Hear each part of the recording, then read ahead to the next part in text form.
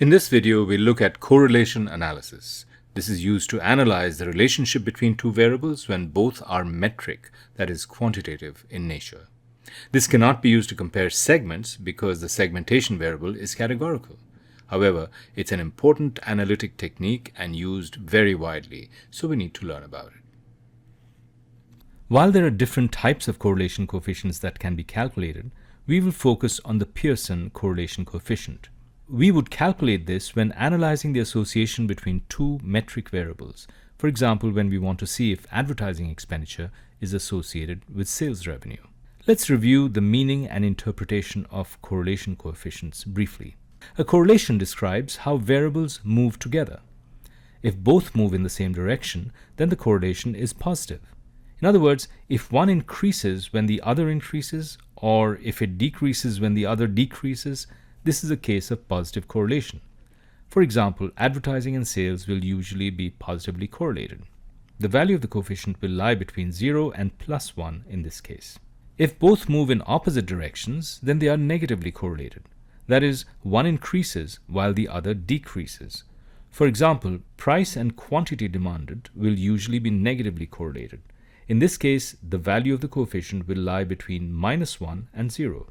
If the change in one variable does not depend on how the other changes, that is, they are independent of each other, then they are uncorrelated, or the correlation equals 0. While correlation coefficients are useful summary measures of association in many cases, it is important to remember that they can only describe the extent to which the relationship is linear, that is, the extent to which the data points on a graph lie along a straight line. Let's take some examples to see what this means. In this example, showing the relationship between sales and advertising, the correlation will be positive because as advertising increases, so does sales. This shows the plot of sales with the number of competitors. As the number of competitors increases, sales decrease. This is an example of a negative correlation. What do you think the correlation coefficient will be for these data? It will be 0 or close to it. It's obvious that there is a relationship between the variables x and y, but it is not a straight line or linear relationship, and the poor correlation coefficient just throws up its hands and says, forget about it, I cannot figure this one out. So this is why it's important to remember that a correlation coefficient cannot describe certain types of relationships. Before drawing any conclusions from the value of the correlation coefficient, we must conduct a test to see if the correlation is statistically significant. The null hypothesis for this test is that the true correlation is 0. The alternative is that it is not 0. Note that this is a two-tailed test because the hypothesis can be rejected if the correlation is either positive or negative. The test statistic is calculated using this formula, where R is the correlation in the sample and N is the sample size. This is distributed as a t-statistic with n-2 degrees of freedom.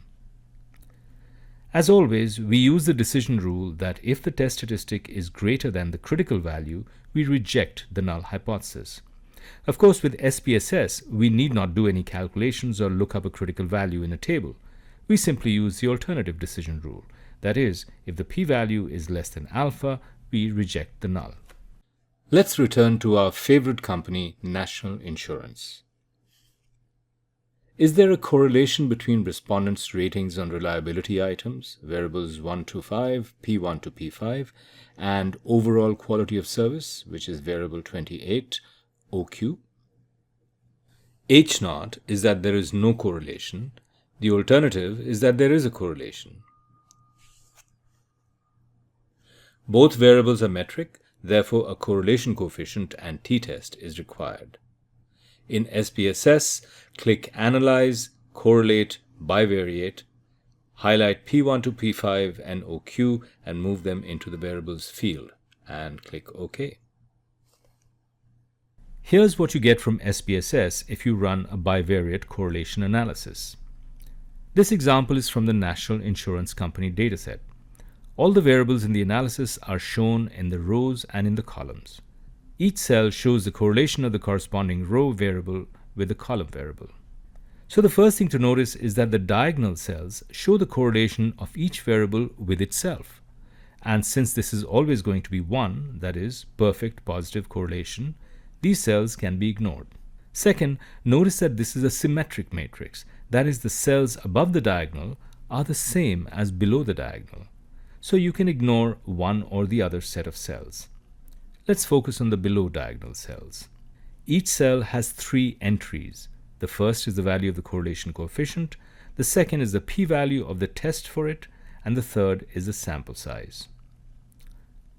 Looking at the highlighted entries in the second row, first column, we can see that the correlation between the row and column variables is 0.777, which is pretty high. The p-value for the test for the correlation is 0.000, which means that it is so small it is not going to show up even with 3 decimal places.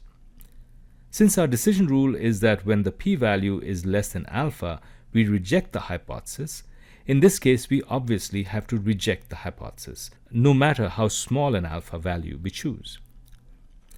The hypothesis we are rejecting is that the true correlation is 0, so clearly the variables are strongly positively correlated. Now what does this mean? It means that the responses to the 2 scales, when National promises to do something, it does so, and how would you rate the overall quality of service provided by National, are highly positively correlated. That is, the variables move together very closely in the same direction. Someone who gives a high score on the first variable will also give a high score on the second. The implication for National is that their perceptions of overall quality are driven to some extent by their ability to fulfill their promises. And that's pretty much all there is to correlation.